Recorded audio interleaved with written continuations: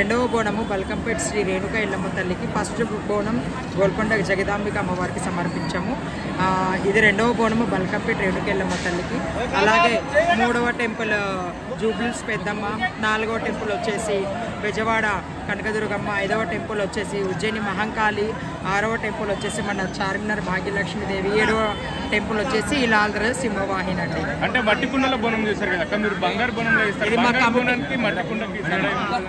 మా కమిటీ బోనం అండి. ఇది అమ్మవారి సంకల్పం మీద గాజుల అంజయ్ గారు చేయించారు. అలాగే నడుచుకుంటూ వస్తుంది. అమ్మవారి దర్శనం అద్భుతంగా జరిగింది. చాలా సంతోషంగా అనిపిస్తుంది. ఎలా అనిపించడం ఏముంది, అందరు బాగుండాలని చెప్పి మనస్ఫూర్తిగా కోరుకుంటూ అమ్మవారికి బోనం సమర్పిస్తున్నాము.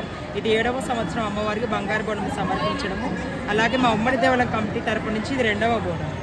ప్రతి ఏటా అంగరంగ వైభవంగా పూజలు జరుగుతున్నాయి. ఇక్కడ కళ్యాణం కూడా చాలా జరుగుతుంది. మరి ఈ ఏటా కొత్తగా ప్రభుత్వం వచ్చింది కాబట్టి ఎలాంటి సౌకర్యాలు కల్పించారు? సౌకర్యాలు అంటే చూడండి, నిన్న కళ్యాణంలో చూసుకుంటే అయితే ఏ శివసతికి గౌరవం లేదు కాబట్టి ఎవ్వరికి ఎంట్రీ చేయలేదు. 1 అవర్ బయట వెయిట్ చేయాల్సి వచ్చింది.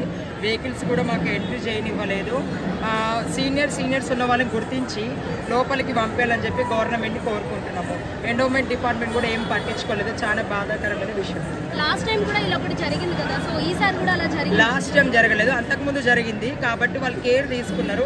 ఈ ప్రభుత్వం అయితే చాలా చిన్న చూపుగా చూస్తుంది. బల్కంపేటలో అయితే చాలా బాధగా ఉంది మాకు కూడా. అమ్మవారికి ఏం కోరుకున్నారు?